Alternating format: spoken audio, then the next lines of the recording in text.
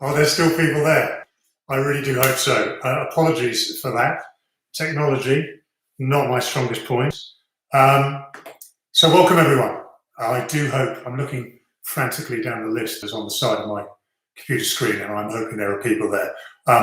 So anyway, welcome to what would have been the Yorkshire Property Awards. And last year we were up at Reading Park, 1,000 people raising £250,000, but because of you know what, we are not there, and that is a real crying shame that we're not able to support variety physically, but we can do it through the wonders of technology. So it is an absolute pleasure to be here. I'm going to just move my screen a little bit.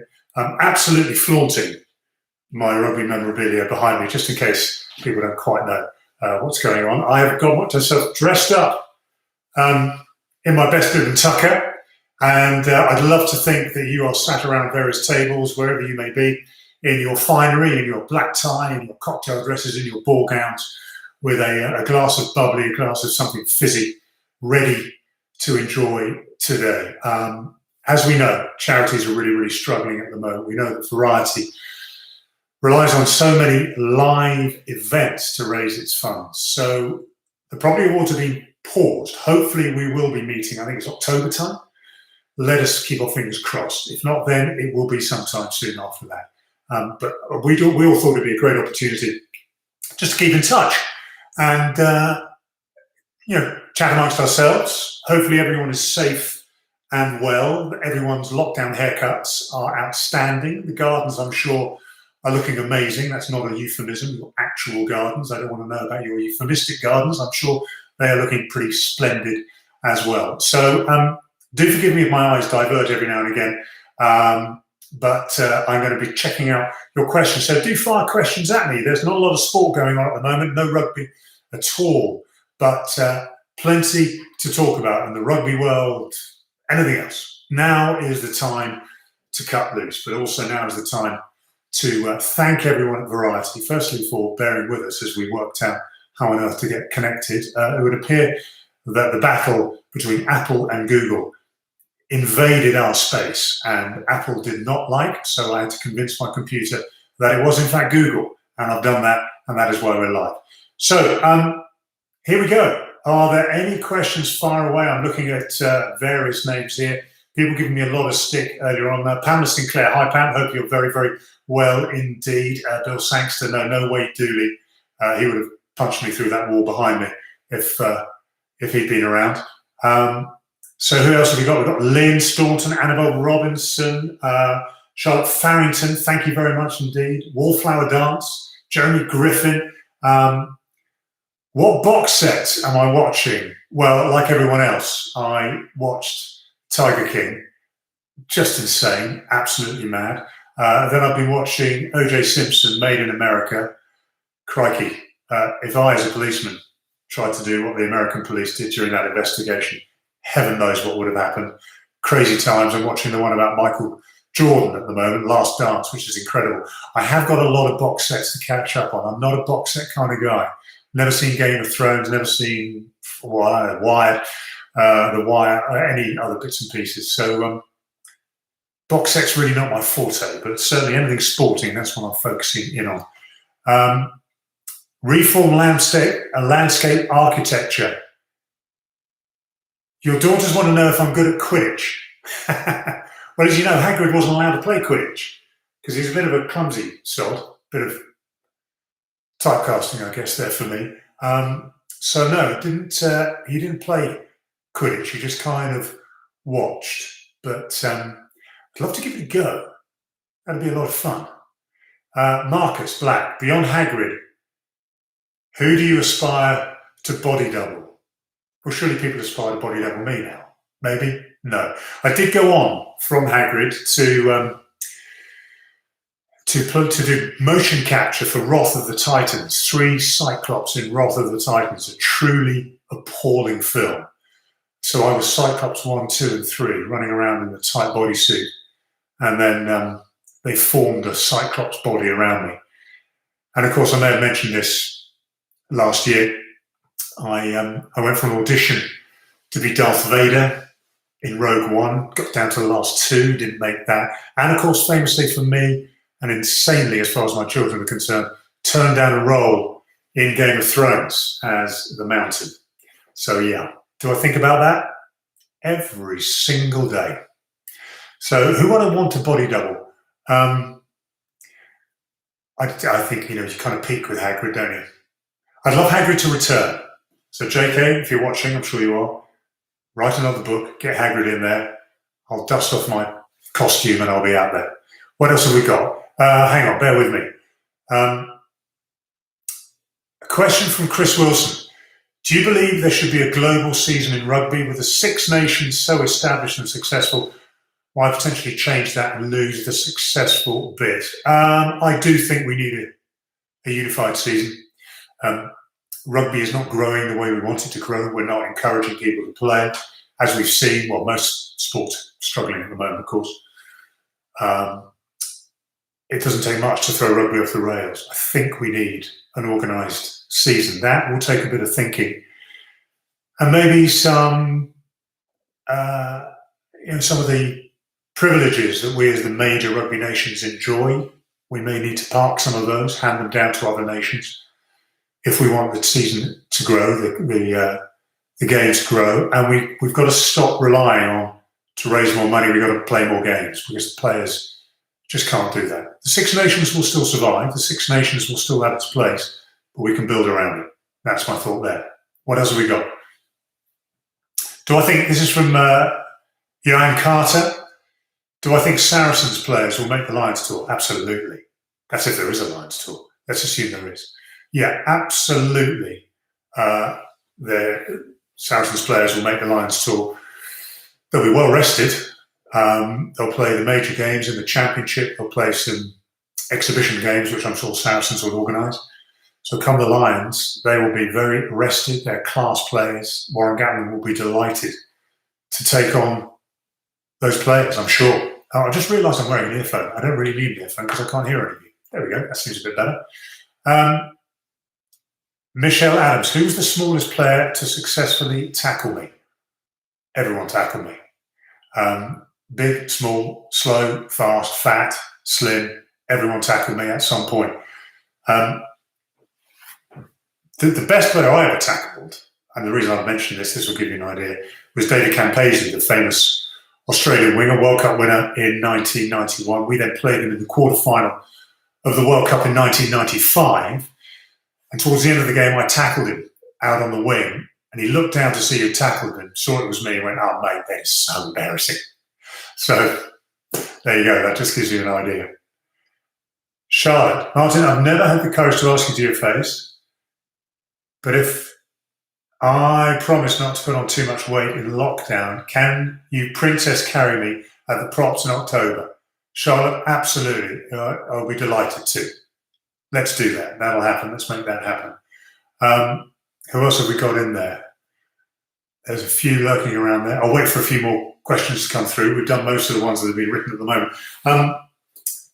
Look, I really hope that the Yorkshire Property Awards go ahead in October, because the work you do, the big build last year, was just astonishing. The money that was raised was amazing. So those of you involved with that, or who have influence in that, please spread the word, spread the message that just because we can't have the dinner doesn't mean that those desperately needy people aren't out there, the organisations, the individuals, the charities, to make their lives better, even more so at this time. So please, please, please keep working away. And of course, who can forget wonderful Nathaniel and his story, and the teddy bears that were bought for all those children who were experiencing tough times. There may be more, of course, this time round. So let us do whatever we can to raise as much money as possible.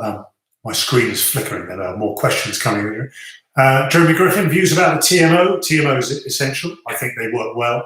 I think they need to be independent. So when we do our matches for BT Sport, the TMO sits in our truck and hears the commentary, and I don't think that's right. I think they should be independent. They shouldn't be swayed by what they're hearing from our commentators and from our pundits. You'd be surprised actually how well the referee and the TMOs operate. A lot of the time they are preempting a problem, so they get that sorted. But of course the big problem is the wasting of time. And I don't know whether you've been watching any of the old classic games that are being played what's noticeable is how quickly the scrums are reset. During the last Six Nations in the England-Ireland game, I'm timed from one scrum to another 5.5 minutes. 5.5 minutes. It's just ridiculous. So we need to speed that up. Rupert Visick. Charlotte Farrington has a well-done loathing of men in lycra. I'm a full signed up mammal. What's my next cycling challenge? Yeah, Charlotte, I have started cycling. I've only done 2 rides, and the problem is I got a bike which someone assured me had been made for me and tailored to my size. It really isn't. It's very uncomfortable at the moment, so I'm probably going to park the bike, park the lycra until I can get it to a shop, then sort it out properly. Very uncomfortable. I expected it to be uncomfortable because you're sat on a razor blade, but this was ridiculously so. So I'm kind of a mammal on standby. Does that make sense? I hope it does. Where else are we? Marcus Black. Hi, Marcus. Hope you're well. Lions Tour or World Cup in terms of most special? I would say a Lions Tour, to be perfectly honest. It's close, though, because the World Cup that I was involved in was in '95 in South Africa. And that was incredibly special because of all the history, because of Nelson Mandela and Joe Malomu. It was just phenomenal. But a Lions Tour, and there's my shirt from that Lions Tour, there's a romance about a Lions Tour that you buy into, and it's incredible. You have to get yourself ready in such a short space of time. Players who you kind of convinced yourself you loathed are now your best mates. So I think a Lions Tour edges it for me. If I'd won the World Cup, it might be slightly different, but we got trounced by New Zealand in the semi-finals. So I'm going to go with Lions Tour. Thanks for that, Marcus. What else are we looking at? The funniest thing that has happened to me at the Yorkshire Prophy Awards, well, they're always slightly mad and insane and bonkers. I think one of the most impressive things, and forgive me for not remembering the lady's name, was the lady who did the Tina Turner tribute. That was outstanding. I absolutely loved that. But the whole event is just an absolute joy. It's loose, it's crazy, utterly bonkers, but I love it. It is genuinely one of my favourite events in the speaking calendar, the charity calendar. So I hope that October comes off. If not, I know there'll be another one. And I really hope you guys ask me back because I absolutely love it. Joe Voicey, toughest player I ever faced.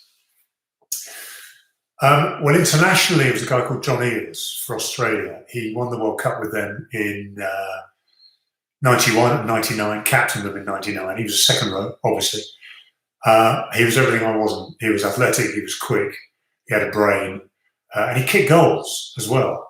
He was outstanding. And I've played against second rows where they had a better of me on one game, and then I've had the better of them maybe the next time. But I played him twice, and he actually took me to the cleaners both times. So, yeah, it would be John Eales. But away from the international stage, in the club stage, be a guy called Nigel Redmond, played for Bath. Second row as well, of course. I'm 6'10", he was about 6'4", 6'5".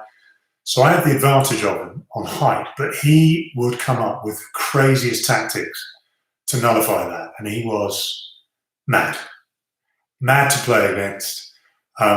Before the World Cup in 1991, I was trying to get myself on the team. I just missed out. And he went to see a Turkish wrestler. There was a picture of him in the news, doing exercises, lifting weights, being smacked in the stomach with a length of 4'2". So he's a little bit odd. Very good player, very odd. Clumsy as well. Ran out at Twickenham with his head swathed in bandages, having had to have stitches because he walked into a scaffolding pole. There you are. Go figure. Annabelle Robertson. How have I been keeping busy in lockdown? Well, I've been training, so try to get a bit of weight off. I started lockdown 20 stone 8. I'm now down to 19 stone 3. So that's a good thing. Garden's looking good. Would have been better had my neighbour not decided to burn down my hedge. I'm actually going to show you a picture here. This is very self-indulgent, but just to show you. So this is a picture. That's a picture of my shed and my hedge burning down. My neighbour did that. Bless him for that. Yeah, there we go. Fireman on site. So yeah, piecing back together my garden shed is interesting. A lot of cooking, trying to get back into grips with cooking. But it's amazing, actually. You do fill your day, don't you? Do fill your day. So, yeah, enjoying it. And, of course, with BT Sport, we've been doing as much rugby programming as we can. So we've had some great guests on, and we've been sitting talking as we are now and hearing what they have to say. So I've had a glimpse of retirement. It won't be too bad, but I would like to get back to work. What else have we got? Here we go. David Hodgson, Chris Akabusi provides high-energy, inspirational speeches for a rousing keynote, leaves delegates inspired.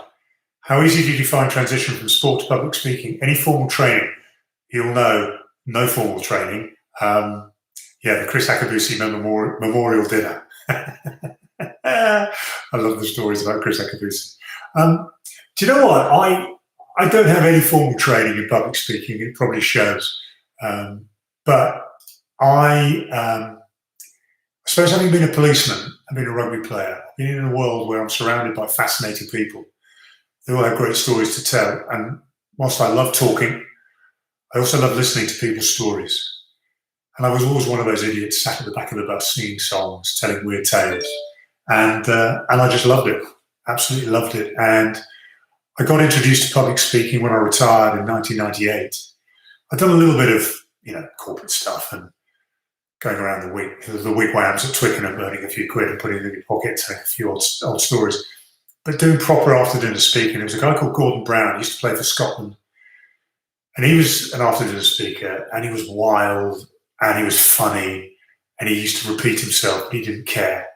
And it just gave me a glimpse of what I wanted it to be. I wanted people, hopefully, to enjoy what I said and to get a glimpse of how much I've loved what I've done, to give people an idea of how much fun that was. And then when I turn up, like at the Yorkshire Prophy Awards, and meet you guys, I hear the stories that you have to tell. I hear what Variety are up to. I hear what the local businesses are doing to support Variety. And I love it. I fall in love with it. And I want you to realise how much I enjoy that. So I love telling stories. I love listening to stories. That's basically it. Yeah, I miss it. This is great, I have to say. Definitely do more of this. Where are we? But Ryan Unsworth. What's more difficult, a game against a Southern Hemisphere team, or keeping the crowd at the Yorkshire Prophy Awards quiet? Playing against a Southern Hemisphere team, because if they don't do as they're told, you can give them a dig. That's frowned upon at the Yorkshire Prophy Awards. Might happen one day, who knows? Manache Monaghan. I'm convinced I've just said that wrong. Is that right? Anyway, it's a great name. Who'd make your pack for the Lions Tour 2021? Okay, here we go.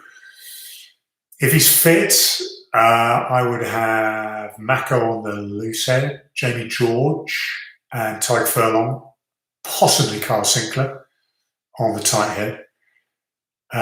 James Ryan, Mario Toji in the second row. Back row, Tom Curry.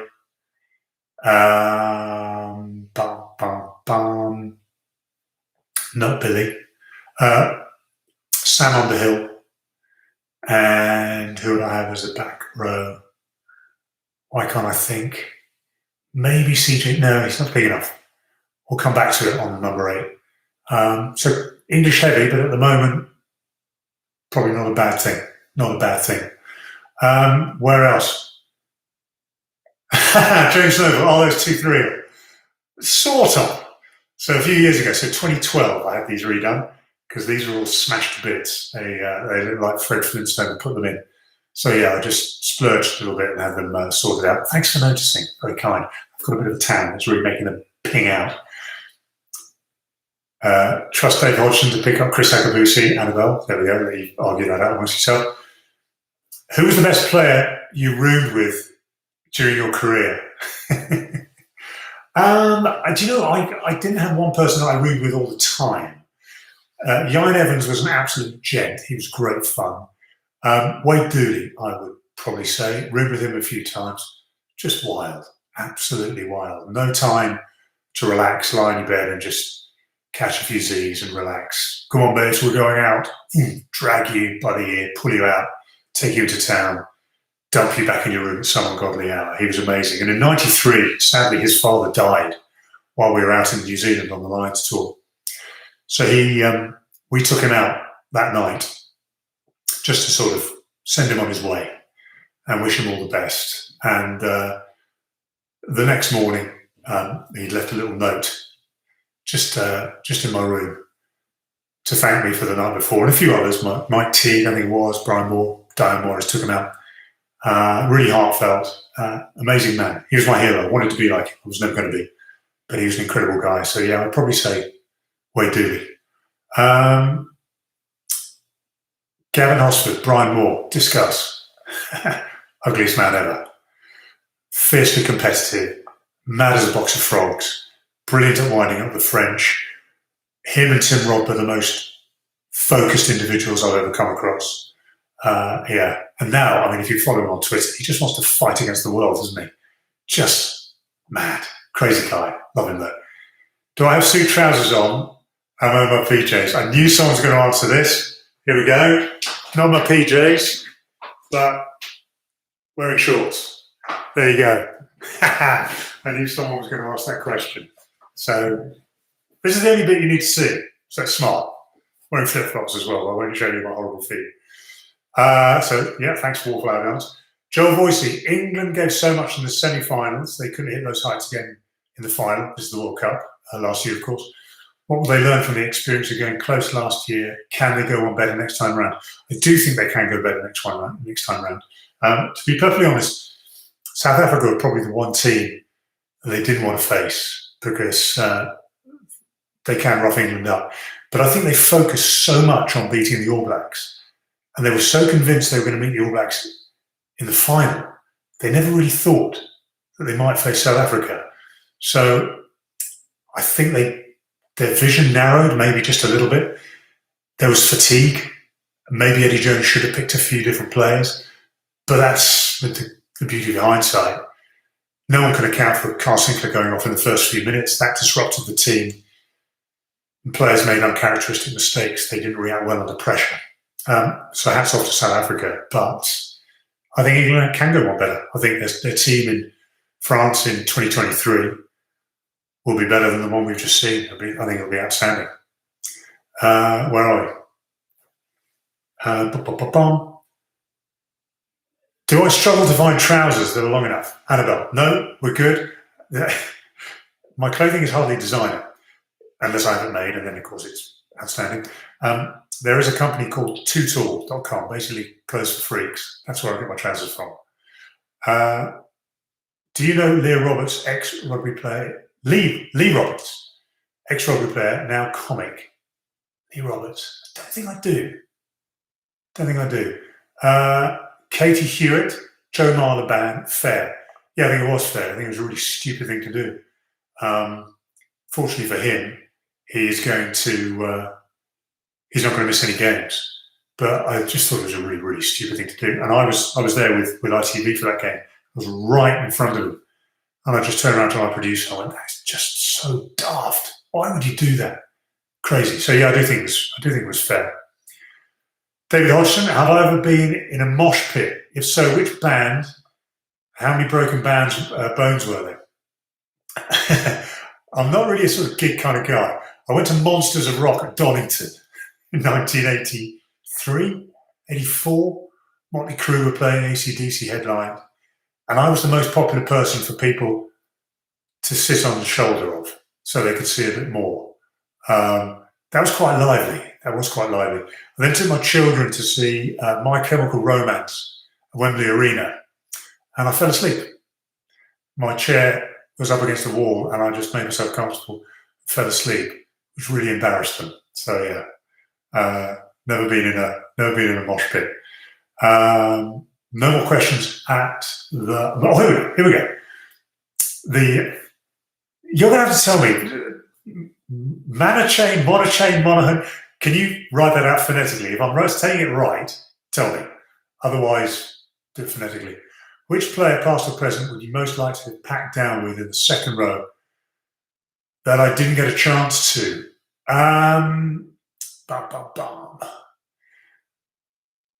Well, I would love to have gone on a Lions tour and maybe back down with, I don't know, someone like Willie John McBride or Gordon Brown, to see that sort of old school approach. The modern players, I just think, are astonishing. The New Zealand guys, whose names I've just forgotten, are outstanding. But I was lucky. I played with Wade Dooley, I played with Nigel Redmond, Paul Ackford, and of course Martin Johnson. They're pretty awesome. They're pretty awesome. So the guys I packed down with, I think I'd be more than happy with. Yeah, Maritoji would be pretty impressive guy to back down with as well. You'd follow him around the field. Any player I think who raises your game, you think I've got to play well just to keep up with them. They're the sort of players I enjoy playing with. Here we go. Bill Sangster, captain for Lions for next year. Captain of the Lions for next year. And everyone's saying that maybe it should be Maritoji. Yeah, it could be. It could be. I think Jamie George would also be an outstanding captain. James Ryan could be. It has to be someone who can pretty much guarantee their place in the side. So Farrell as well. Owen Farrell will be there. He's had a few little hiccups captaining England, but I think he'd be there. So I'm just going to make myself comfortable on this fence I'm sitting on at the moment. But I would say the front runners would be Maritoji and Owen Farrell. I would say would be the two at the moment leading the way. Where are we now? Marcus Black, best team in your lifetime? New Zealand 95. Best team that I played against would be that Lions, the New Zealanders of 1995 World Cup semi-final. Astonishingly good. The best team I've ever seen, I think it has to be that All Black side that spanned the World Cups of 2011. After the disappointment of 2007, then built 2011 and 2015. Just astonishing rugby team. The team that Wayne Shelford captained in 1989, that toured the UK. That was pretty impressive as well. They were pretty outstanding. The All Blacks, it's always the All Blacks, isn't it? The All Blacks of '96, and of course I remember as a kid watching the '84 Wallabies, the Grand Slammers. They were outstanding. But I think for longevity, the team that won the 2015 World Cup, All Blacks, without a doubt. Manishin, but call me Manny. Manny, how are you? Sorry about that. Coolest story I have from playing Hagrid. I think first of all, just playing Hagrid and being involved in that. In fact, I'm going to show you another picture time. A friend of mine sent me this, and this is one of the people that I work with. Hang on a minute. You're going to love this. So this is me. The person on, I don't know which side, you're left or you're right, was the guy who made my animatronic head. And I used to wear a tight bodysuit underneath the Hagrid costume. So all the sweat went into the bodysuit and not into the costume. And they just decided for a laugh it would be good if they made one that was pink. So this is back in 2006. That's Joe Scott, an incredibly talented animatronic designer who made my animatronic head. You can see the suit's a bit long on him. And there's me in my pink onesie. So that was sent through because, crikey, it's 20 years ago this year that we started work on Harry Potter. So anyway, Hagrid, I would say just the people I met and being able to meet and talk with Robbie Coltrane, obviously, working with him a lot. Alan Rickman, Maggie Smith, just so much fun. And being able to make that journey, a 10-year journey with them, watching the kids grow up, turn into superstars, wonderful kids. So yeah, there's no one thing that stands out. I suppose other than on the very first day when we were on one of the main sets. So for those of you who know Harry Potter, we're in Diagon Alley. And we stepped onto this set. It's the first time we'd been on a really big set. We'd done some stuff with a few people, 3 or 4 characters, but this was hundreds of people. And I just thought to myself, wow, I'm the luckiest guy alive to be involved in this. It was astonishing, really astonishing. Best rugby ground, Johan Carter, best rugby ground I've ever played in. Parc des Princes. So the French team now play in the Stade de France, which is a bit big, yeah, but it's soulless. The Parc des Princes was energetic, noisy, crazy, very French, febrile atmosphere. I loved it, absolutely loved it. So without a doubt, for me, the Parc des Princes, definitely. Who's the most famous, Annabelle, who's the most famous person I've ever met? Have I ever been starstruck? I suppose famous royalty, but you kind of just sort of shake hands. There you go. The people most famous, I guess, would be the people I've met working on the Harry Potter films. I've never been starstruck. I think the person who I would be starstruck if I met them would be Clint Eastwood. If I met Clint Eastwood, I would not know what to say. I'd struggle even to say hello. But otherwise, no. Just a lot of the time, I kind of meet people, if they're what we would class as famous, and most of the time they're just incredibly down to earth, really, really down to earth, lovely people. So I've been quite lucky, to be perfectly honest. Where are we? James Noble, 2 questions. What made Yorkshireman Peter Winterbottom so special? And secondly, fastest ever at downing a pint. This guy called, I'll come to the second question first, a guy called Brian Gabriel, scrum half for Bedford and Nottingham. He's one of these people, excuse me, you could just open his throat, bang, down we go. Second and a half, ridiculous. Peter Winterbottom, brutal, focused, aggressive, courageous. Sorry, guys. In 1993, we're on the Lions tour. Winters was on that. And he was one of these old school guys. He toured with England. He toured with the Lions back in 83, I think. Was to South Africa, and he's one of these old school guys. During our off season, he'd go down to the Southern Hemisphere, play in South Africa, play in New Zealand. So we're in New Zealand in 1993. We're in Hawke's Bay, just outside Napier.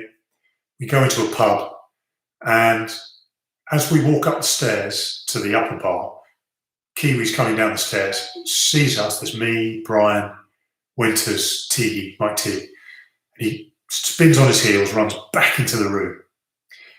And he goes, mate, it's Peter Winterbottom. Now, Peter Winterbottom had played for Hawke's Bay back in the 80s, and they'd never been able to contest a competition in South Africa called in New Zealand called the Round 30 Shield.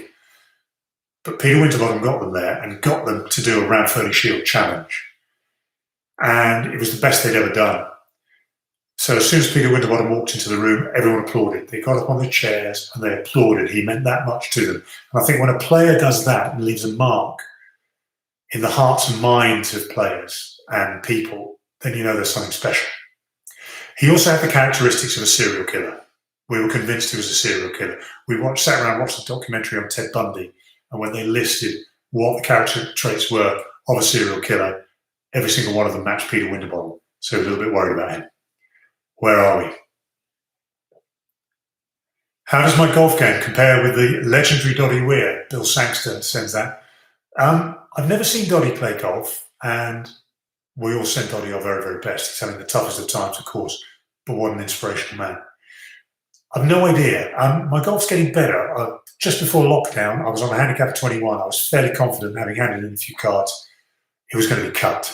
So I'd probably been playing to about 18, 19. It's a bit agricultural, but it gets the job done. Louise Gray. Hi, Louise. As head of a boys' school, what is your view that under 13s are no longer allowed to take part in competitive tournaments? Everyone has to be a winner. I don't agree. I really don't agree.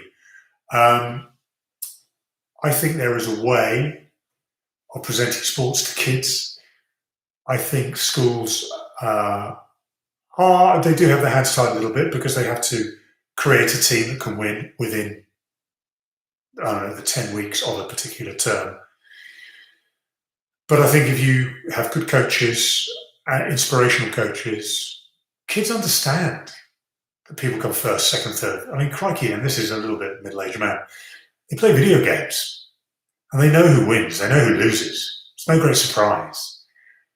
But just don't rub their faces in it when they don't win. Inspire. They take an exam. Do they get an A? Do they get a B? Do they get a C? Do they get a D? They understand that. Just inspire them and allow them to become better. What is better? The kid who improves their performance within the first 15 or the first 11 or the first 7, whatever it may be, or the kid who goes from the 4th team to the 2nd team. That's the winner. So there is a way of packaging it and not being quite so brutal and in your face. But kids surely see around it. They see past it. They know if they've won or lost. They don't need a ribbon or a medal hung around their neck. Get off my soapbox now. Where are we? Callum Watson. Yeah, you come late, Callum. Yes, I did lose my shed. Very, very sad. Have I managed to replace it yet? No, I am in negotiations with my neighbour who burnt it down. It is a bit funny. Where are we? Annabelle again. Thank you very much. Annabelle, yes, thank you very much. I have enjoyed this. I don't know how much longer. Someone can just ping up on this that we're done and dusted. I'm quite happy to carry on. Johan Carter, does the modern game still teach the right values? Absolutely. Yeah, absolutely it does. Modern professionals, I think, conduct themselves superbly. The reason why I think we sometimes hanker for the sepia-toned years is that there was no social media. If people now saw what we got up to, what players got up to, they'd be shocked.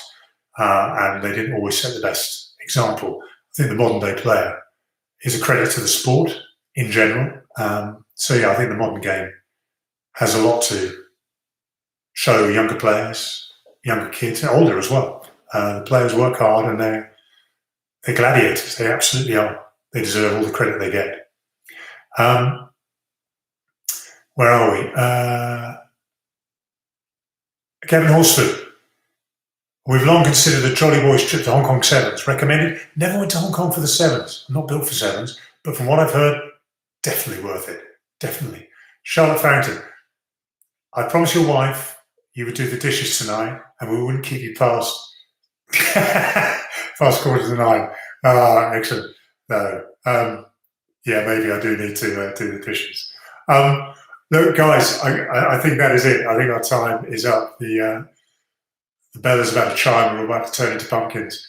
But look, I've really enjoyed that. Sorry about the technical issues right at the start. I will take responsibility for that being a bit of a Luddite. But this is just a glimpse of why I love the Yorkshire Property Awards so much. You are absolutely the best of audiences.